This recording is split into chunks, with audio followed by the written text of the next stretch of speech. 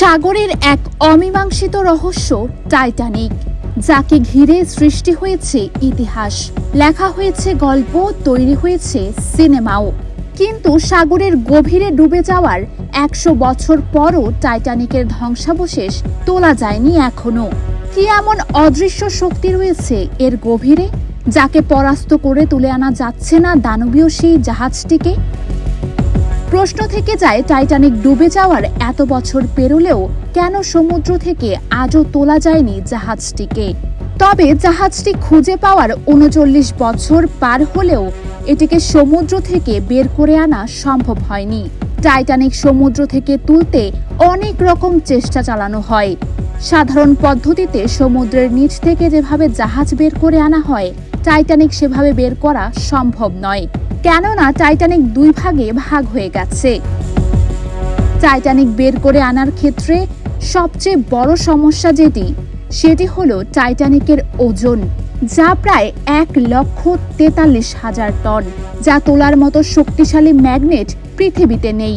বিজ্ঞানীরা বলছে, পানি আর বরফের প্রকোপে ডুবে থাকা টাইটানিক ধীরে ধীরে ক্ষয় হয়ে যাচ্ছে। তারা মনে করে টাইটানিকের অবস্থা যদি এইভাবে চলতে থাকে, তাহলে আগামী 50 বছরের মধ্যে টাইটানিক সাগরের বুকে নিশ্চিহ্ন হয়ে যাবে। 1911 সালের 31 মে টাইটানিক প্রথম সমুদ্রে ভাসানো হয়, আর সে দৃশ্য দেখতে সে সময় প্রায় 1 লাখ মানুষ জড়ো হয়েছিল। এর 1 বছর পর 1912 সালের 10 এপ্রিল ক্যাপ্টেন এডওয়ার্ড জন স্মিথের নেতৃত্বে সাউদাম্পটন থেকে নিউ ইয়র্কের উদ্দেশ্যে রওনা হয়েছিল টাইটানিক।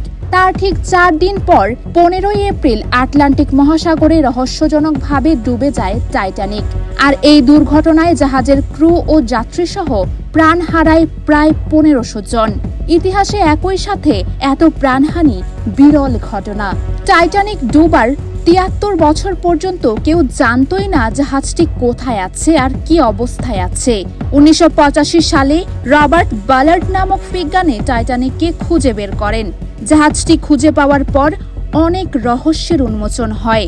আনসিঙ্কেবল টাইটানিক এখন সমুদ্রপৃষ্ঠ থেকে 12,600 ফুট নিচে আটলান্টিকের তলদেশে স্থির হয়ে আছে।